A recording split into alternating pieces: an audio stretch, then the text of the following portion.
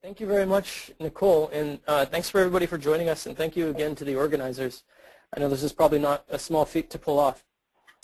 So as Nicole mentioned, the topic of my talk today is this question of, does religion make people good? And as you all know, I'm not the first person to ask this question. It has been asked a lot over history, and especially lately. Lately, religion is really kind of, the topic has elbowed its way into the public discussion. It seems that if you go to a bookstore, you can't avoid seeing any of these books on religion that have spawned over the last 5 or 6 or 7 years. And they constantly are generating more and more of them. But the question for me as a psychologist of religion that has kind of saddened me in reading most of these books, not all of these books, but most of them, is this question of where are the data. A lot of these books have been spawned by science-related professionals, some scientists, some science writers, and they've lacked really any reference to the science of religion. And so over the last 5 or 6 years, me and my colleagues, we've been trying to collect some data on the questions that these books ask, and that the questions that have been kind of eternal in the discussion of religion, and especially religion and its social consequences. And that's the data that I'm going to share with you guys today. But before I do so, I want to just give a little word on the broad theoretical backgrounds of what I'm going to talk about.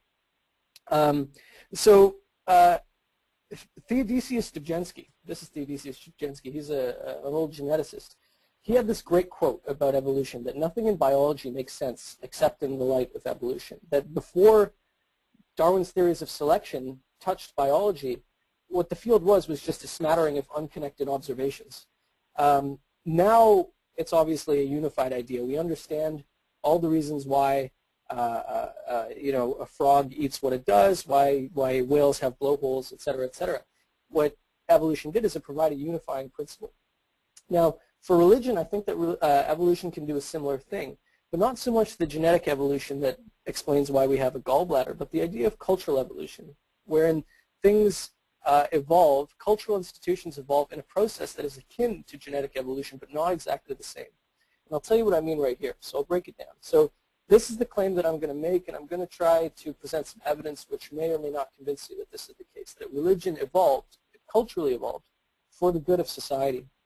And the process by which I'm suggesting that it's done so is that initially there were many different religious teachings and beliefs and rituals, and these emerged over time, and they were kind of generated as the fodder that selection would then sift through.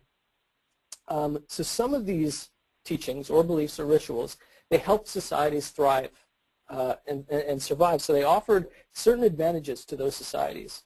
And the societies that managed to stumble upon those particular religious aspects that helped them survive managed to somehow outcompete the societies that didn't stumble upon those particular adaptations. And you can think of an adaptation that really encourages people to have a lot of children versus some religious teaching that forbids people from having sex ever.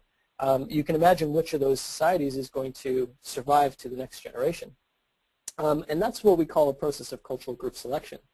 Now, as those societies that had those adaptive aspects of religion came to dominate, as they came to take up more of the world's market share of societies, if you will, they carried with them the religious ideas. So the religious ideas managed to grow large along with the societies that they were supporting.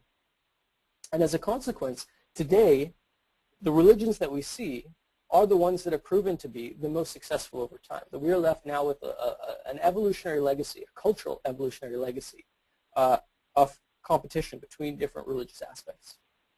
And so what we can do is we can look at modern religions and we can reverse engineer to understand what aspects of religion have contributed to societies. Or put more simply, this is the process that has been carrying on, that everything has been tested and the things that were good have survived. And it's the same theory the things that were adaptive, I should say, survived. The things that were fit survived, not necessarily the things that were good. And that's the same process that underlies genetic evolution. It also underlies cultural evolution. Now, there's good evidence that this is the case. that religious societies or aspects of religion somehow convey an advantage to the societies that adopt them. This is a graph done by the anthropologist Richard Sosis and his colleague. And what it shows is he went through historical records of communes in the United States, 18th century communes. And what he did is he looked at all the communes that were religious in nature versus the communes that were secular in nature. And he plotted how long those communes survived. Now, communes were, these small societies that were under incredible threat, both from internal dissolution and both from external forces in the United States. And what he found is that after every year, the religious communes were four times more likely to survive to the end of the year than the secular ones. And you can see here the lighter line are the religious communes. The secular communes seem to, most of them petered out after 40 years or so, but the religious communes lasted a lot longer, and one or two of them still survive today, though not in very large numbers. And so there is evidence that religious societies have some sort of advantage, survival advantage. Now, the thing that I want to talk about, the thing that I think has probably communicated most of the survival advantage for religious societies compared to non-religious societies, and that has been, I think, the most interesting contribution of religion, is this idea of cooperation. So one of the problems that humans face, humans living in large groups face, is that as you grow bigger and bigger and bigger, the mechanisms are genetically evolved mechanisms that bind people together. Things like genetic relatedness, or things like neighborliness, reciprocity with people that you know, those kind of fall apart as you're surrounded by larger and larger numbers of anonymous strangers. When you have anonymous strangers, you can get away with defecting or free riding for the group. You don't have to pay the costs to attract the benefits or to extract the benefits from a group. And you can do that without getting caught if there are enough opportunities for you to be anonymous within a group. So this idea is that the emergence of one particular belief that religions have managed to change this problem, managed to provide a cultural solution to this problem that people disagree, and that people can't function as large groups. And this idea was big gods, the belief in these big types of gods, and I'll explain why this would work.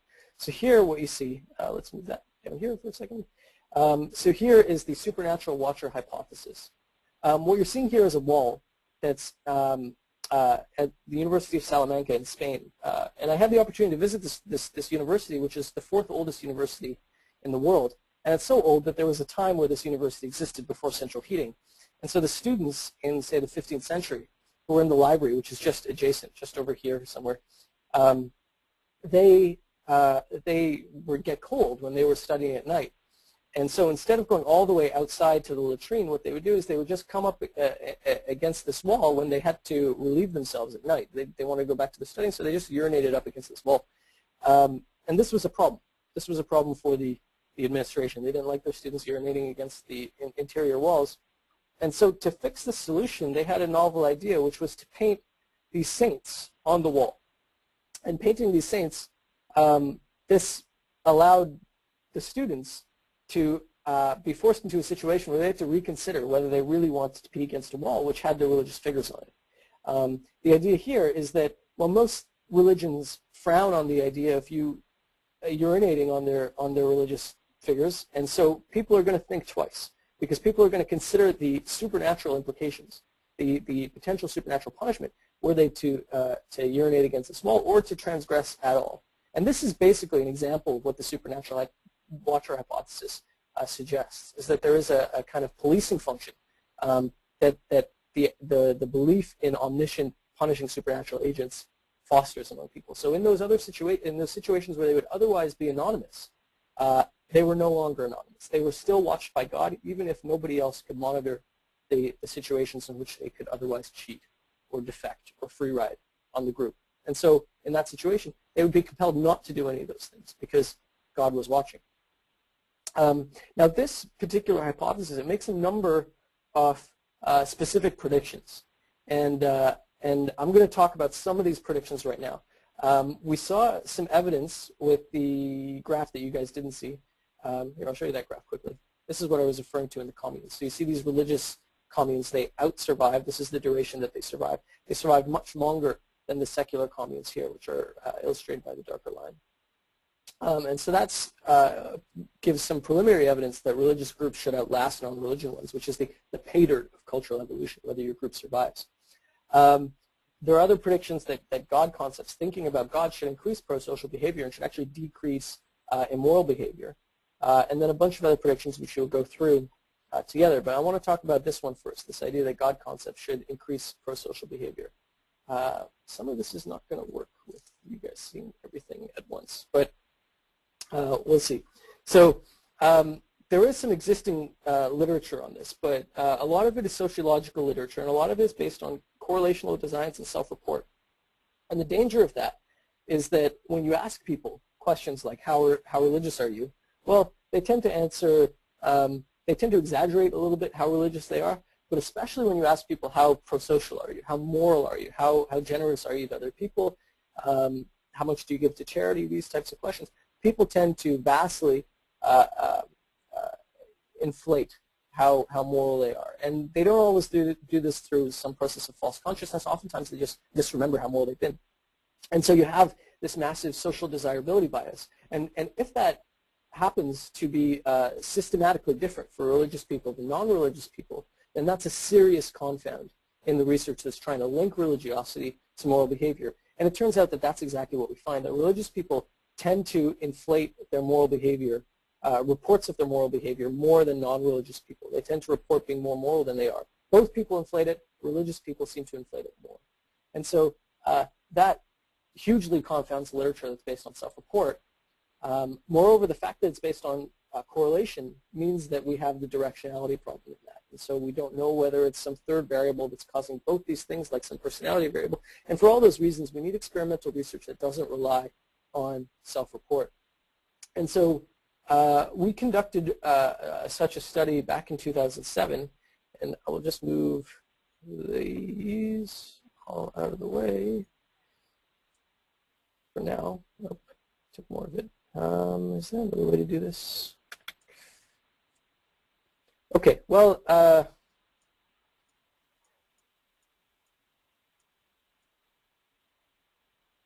okay. So the way, I don't know how I'm going to do this. Okay, here's the basic experimental structure that we used.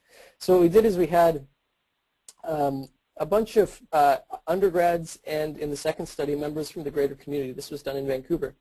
They came in and we used an implicit priming task where we implicitly primed them, implicitly aroused them to think about God in one condition, whereas in the other condition they were thinking about a neutral situation.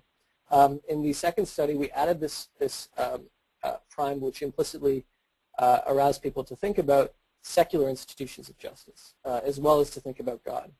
And the way they did this, it was a standard sentence unscrambling task that's been used extensively in social psychology and priming literature, where basically they have a sentence like this one: went they court to mistake, and what you have to do is you have to eliminate one word and then rearrange the remaining 4 words to make a normal sentence. And so from that one, you would make they went to court. And so that's an example from the secular justice prime. The words for the God concepts prime were things like you rearrange a sentence to make something like the dessert was divine, or she felt the spirit, or something like that. And so in that way we managed to unconsciously arouse these ideas of religion in them without them knowing that that's what the study was about. Then for the measure of pro-social behavior, we used the dictator game. Now the dictator game is a situation where you take 2 participants and you put them in separate rooms. And they don't meet each other, so there's no reputational concerns between the 2 of them. But you randomly decide that one of them gets $10. That's the dictator. And the other gets 0. But the dictator gets the opportunity to split the $10 that they received in any amount with the receiver. And since there are no reputational concerns, this is entirely based on just how generous they would like to be. And in this situation, you can split it 50-50. You can give $5 to the other person. You can split it in all these different ways, right? What most students do when you do this study is they keep all the money for themselves. They keep all $10 and they give 0 to the receiver. And why not? You're not going to ever meet this person. They're never going to know that you screwed them over in this situation. So it's a very opportune situation to be selfish. And so what did we find?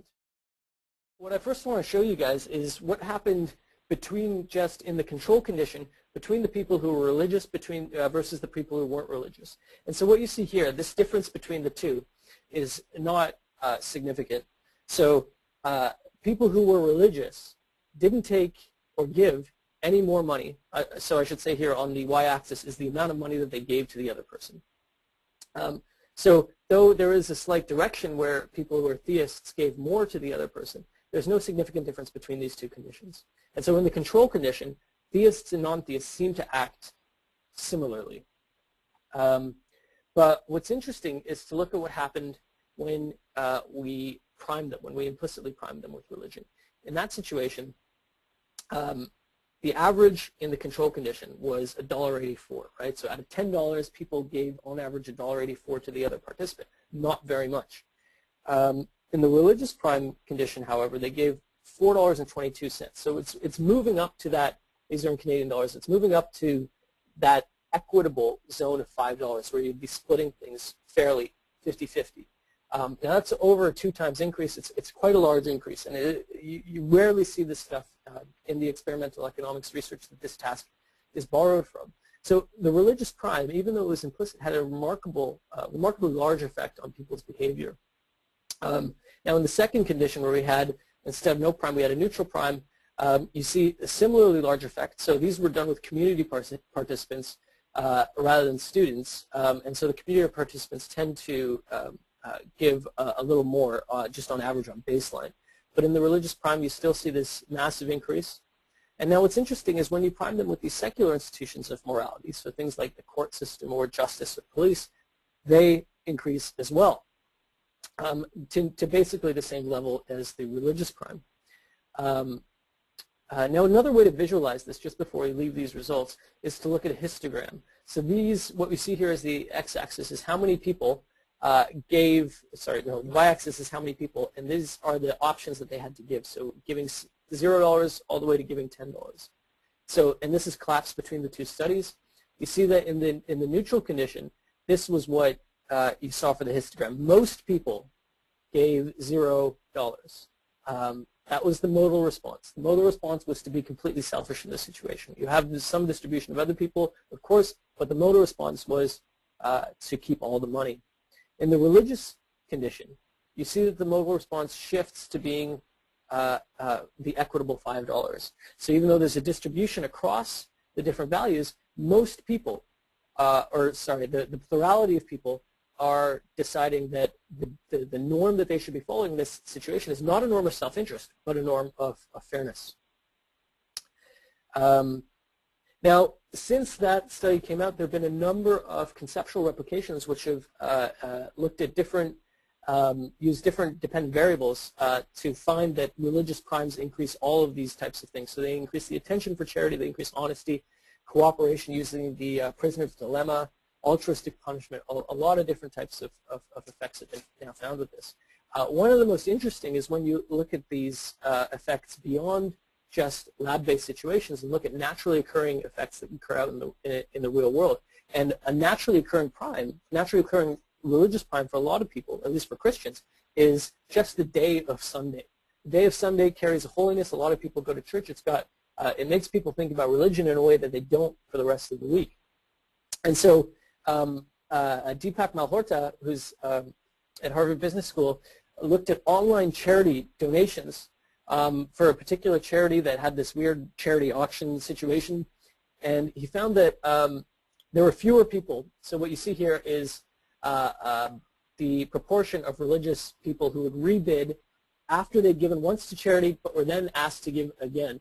And so what you find is that compared to the other days, on Sundays, religious bidders are much more likely to rebid again. Here's another way of looking at it. This is again, giving to charity when you're solicited after you've already given. You want to see who would give again.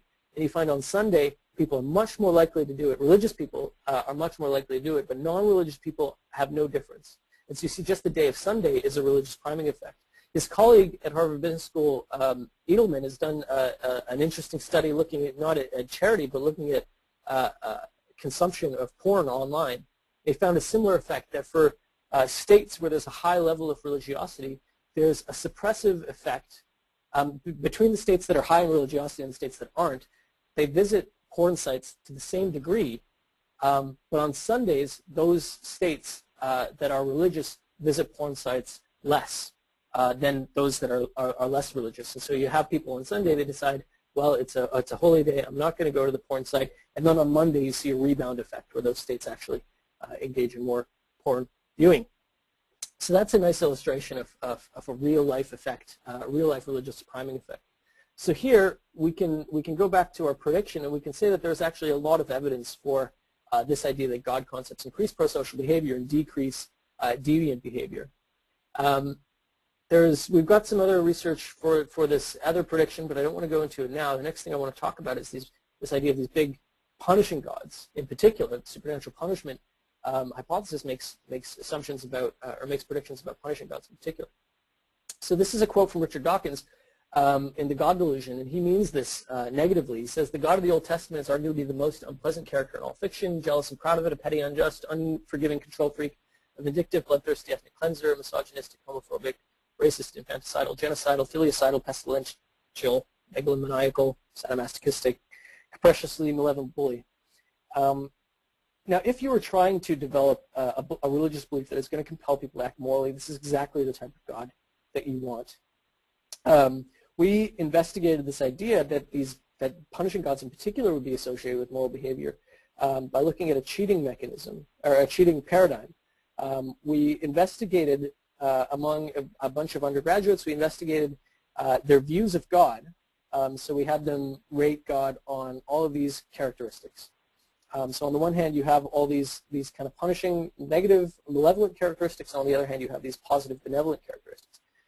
And so they rated these in two different studies. We separated these in time so that they wouldn't interact with each other. And then our DV, or our associated variable, was a cheating task where we compelled them to be very tempted to cheat in this math task that we gave them. Now what we found is that, here I'll unpack this graph, this is the correlation with cheating behavior. So less cheating this way, more cheating this way. Now people who believed in all these punishing aspects, the more they believed in these, the less they cheated. On the other hand, people who believed in the more forgiving aspects, the more they believed in these things, the actual more they cheated. So the more they believed that God was a forgiving, comforting agent, this actually predicted higher levels of cheating on this task. And we had all the relevant controls that you would expect here, controlling personality variables and sex and ethnicity, all that. So this aspect actually surprised me. I expected to see this aspect, but I didn't see that there would be this converse effect for people who believed in the more forgiving God. Now, obviously, these are correlated, but what we're looking at is the difference between these two. So once you calculate a difference measure between these two, you find that it correlates very highly with cheating behavior. So the next thing we tried to do is look at this experimentally. And so what we did is we took a bunch of Christian undergraduates and we primed them to write about God's forgiving nature or God's punishing nature. And then in the second study, we had them do all those plus a bunch of control conditions. And then we wanted to look at how much they stole from the experiment. So this is a classic social psychological situation where you put people in a situation where it's very possible for them to steal from the experiment, to overpay themselves for the tasks that they've done in the experiment, seemingly without other people knowing. And what we found was that people generally don't steal very much from the experiment. I mean, it's kind of a sketchy thing to do, and so people don't tend to do it. So in the control condition, they had the opportunity to steal up to $10, though really it was the opportunity to steal was much smaller because they had, I mean, really they only had the opportunity to steal up to about $3 in the grand scheme of things.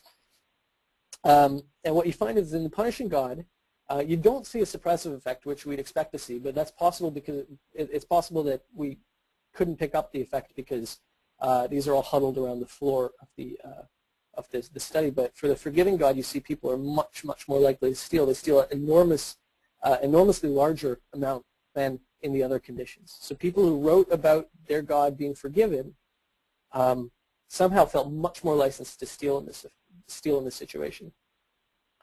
Now, again, these were lab effects, and I wanted to see whether this this situation, this effect where the punishing gods and the loving gods move in opposite directions, would have a consequence on some real-world behavior. And so what I did is I looked at a bunch of cross-national data to look at crime rates. And so I took 53 nations, and I found all the crimes that I could find complete data for. So there wasn't any cherry-picking in these data at all, because I just found everything that UN data was available for. For all these countries, there were data for the levels of all these types of crimes. And then I wanted to correlate it with various predictors. And so as a proxy for the ideas of supernatural malevolence versus supernatural benevolence, I used the belief in heaven and the proportion of the population believing in heaven and the proportion believing in hell. And then I had, again, all the variables that I could think of controlling that I could find. And here's what you find. This is a measure of the beta weights, so you can think of this as an effect size. Belief in God itself across these different crime categories doesn't seem to predict in either direction whether people are the difference between countries in the tendency to do all these things. None of these is significant. On the other hand, the belief in heaven, once you control for the belief in hell, is a positive predictor across countries of all these crimes, except for these three. But for these ones, it's a large, significant predictor, and for that one as well. On the other hand, hell controlling for heaven, a negative predictor for all these things. Now, visualized differently, you can look at it this way. So what I did here is I took that difference measure. So this is the proportion. You can think of this as the proportion of people in a country that believe in heaven but don't believe in hell. And so this varies from very few countries are negative in this. So very few countries, more people believe in hell than in heaven. But it varies from about 0 to some countries where full 40% of the population believe in heaven, but not in hell. And you see that there is a tight correlation controlling for all the things that we could find. There is a tight correlation between this and a crime index, which just averages out all those other crime variables that we saw earlier. The Muslim countries, you see there's no real effect, but that's mainly because the beliefs in heaven and hell are so high that you're hitting ceiling effects, and so you can get no difference between those. But for the other religious majority countries, they all have significant correlations here. So that provides some both lab and real-world evidence for this idea that big punishing gods in particular are more associated with moral behavior. There's some really cool evidence that people have looked again across societies looking at how big gods tend to emerge in places where there is more resource shortages, or there's larger societies that require cooperation more. You're more likely to have that cultural adaptation. Now, I quickly want to go through this bit on atheist prejudice because it's particularly interesting, I think, probably to a lot of people in the academy. So this is, who is this? This is Putin, the once and new president of Russia. And why am I bringing him up? Because I wanted to point out this cross that he wears. When Putin first met President Bush said this about him. He said, "It amazed me that here you were, a communist KGB operative, and yet you were willing to wear a cross. That speaks volumes to me, Mr. President. May I call you Vladimir?" And what's really interesting is that the cue that President Bush decided to pay attention to in this situation for the to trust Vladimir Putin was the cross. Not the fact that he was a KGB operative, not the fact that he was a spy and that he's a master of deception, but that he was willing to wear this cross. And the idea here is that religiosity, piety, is a strong signal of trust to people. And it's not just President Bush who thinks that. If you look at across Americans, so this was a recent Gallup polling that asked people about their group preference for somebody who was being nominated for president. Would you vote for somebody who was a member of any of these categories if they were a member of your party and they were well qualified to be president? And you see across time, this starts in 1958, I think. For Catholics, this has reached nearly 100%, as it has for Jewish people and for African Americans. For homosexuals, it's lower. But you have seen great strides, and I expect that you've seen great strides since then. But for atheists, it's remained quite low. So they're the only group that can't garner a majority. So that's below 50%, and it remains that way. I'm going to skip that. And the reason why people would be so hesitant to put atheists in positions of trust was outlined very well in a famous document from about 300 years ago that said those who deny the existence of the deity are not to be tolerated at all. Promises, covenants, and oaths, which are the bonds of human society, can have no hold upon or sanctity for an atheist. For the taking away of God, even only in thought, dissolves all. The idea that atheists cannot be trusted. This was from all documents. It was from a letter concerning toleration by John Locke. And so this idea that atheism is the anti-atheist prejudice is driven by distrust is an idea that fits very well with this idea of the supernatural watcher hypothesis. Because if you're trusting other people to be moral because you feel that they are watched by a God, then the people who don't believe they're watched by a God are the people that you have to be very wary of. So we tested this in a number of ways. This is so this is an old trick that was first introduced by Daniel Kahneman, which is to investigate how people are implicitly associate various categories of people with various descriptions. And so this is the famous one that Linda is a 31-year-old outspoken, single, very bright. She majored in philosophy, and as a student she was deeply concerned with issues of discrimination and social justice, and also participated in anti-nuclear demonstrations. And then you're asked, is she more likely to be a bank teller or a feminist bank teller? And people are much more likely to say she's a feminist bank teller, even though it's statistically impossible that it's more likely for her to be both than for her to be just one of those things. So we tried to do this with atheists. So we said Richard is a 31-year-old on his way to work one day, accidentally backed into a parked van because participants were watching, got out of his car, he pretended to write down his insurance information. He then tucked the blank note into the van's window before getting back into the car and driving away. Later that same day, Richard found a wallet on the sidewalk. Nobody was looking, so he took all the money out of the wallet and he threw the wallet in the trash can. Now, is he more likely to be a teacher or a teacher and a Christian, a teacher and a Muslim, a teacher and a rapist, or a teacher and an atheist? And we explained what an atheist was for people who weren't sure.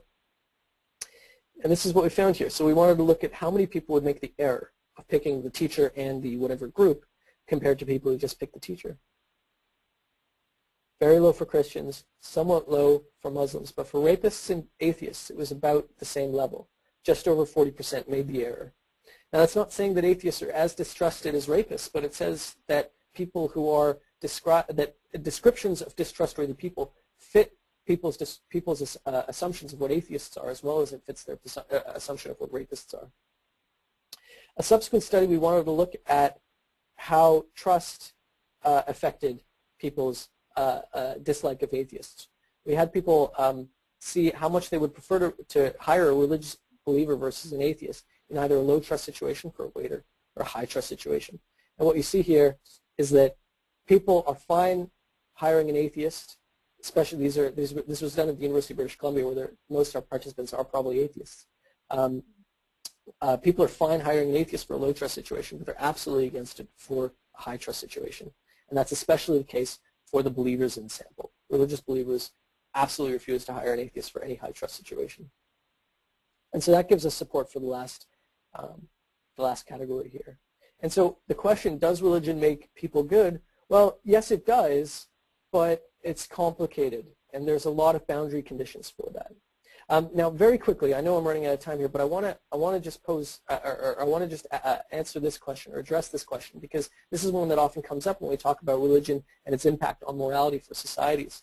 Now, what we see now is though religion has, as we suggest and as we present some evidence for, been a highly effective way of enforcing cooperation in the past, we've developed many other ways since then. And the secular justice prime that we saw in that initial priming study is an example of that. So a lot of countries have, and especially the rich, comfortable countries, have found other ways of instituting cooperation and have done it quite well.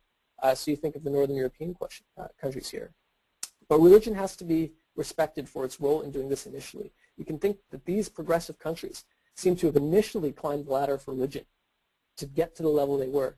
And then when they no longer needed it, they kicked it.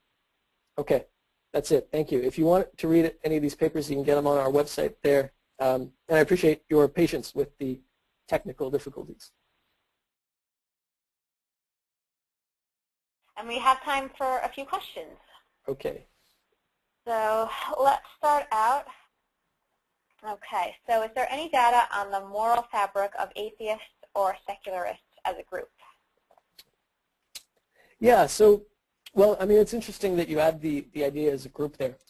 As individuals, what happens is when you put people into these lab situations where you can actually measure their behavior rather than just getting their self-reports, in most situations, atheists tend to act no differently from religious participants in the control conditions. So at rest, when it's not Sunday, atheists are just as moral as non-theists. We find those effects for generosity. We find those effects for cheating. Any study that I've looked at, you tend to find in the control condition no difference between those two groups. The difference is that for atheists, they don't perceive themselves to be more moral because of their atheism. They just think that that religious belief has no impact on their moral behavior. So an atheist person won't see another atheist person as more moral. They will just see an atheist person as equally moral to a theist until they get more information about that person. So they just think religion is irrelevant. Great.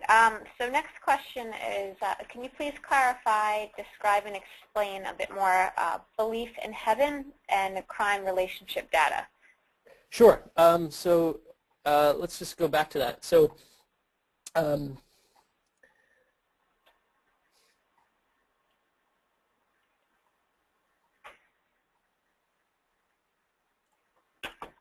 there, right? So, okay, so what you find here is that when you put both, oh, yeah, sorry, I didn't realize we weren't still showing my screen. Okay, so when you put heaven and hell, belief in God, and those other controls into a regression equation, what you find is that the more people, the higher proportion in a country of people who believe in heaven, the higher the crime rate is in that country. And the higher the proportion is of people who believe in hell, again, controlling for the other variables, so controlling for the number of people who believe in heaven, the lower the crime rates are in that country. And so the reason I presented this graph is because this, I think, is the easiest way to, the most intuitive way to visualize this, right? So in countries where a lot of people believe in heaven but don't believe in hell, the idea is that believing that God is a forgiving and benevolent agent but won't punish you somehow licenses people to engage in, or at least leads to a culture in those societies that licenses people to engage in more crime. Now these are correlational data, so we can't interpret too much from them, but it does seem consistent with the other data which I showed, the experimental data showing that people who are right about religious benevolence tend to steal more from experiments. And since we are controlling for a number of the other variables that could be involved in this, it leads to a cleaner association between these two things. So basically, you can think of this is that without the countervailing force of religious malevolence or religious punishment, religious benevolence can license people to actually engage in more immoral behavior than they otherwise would. Right.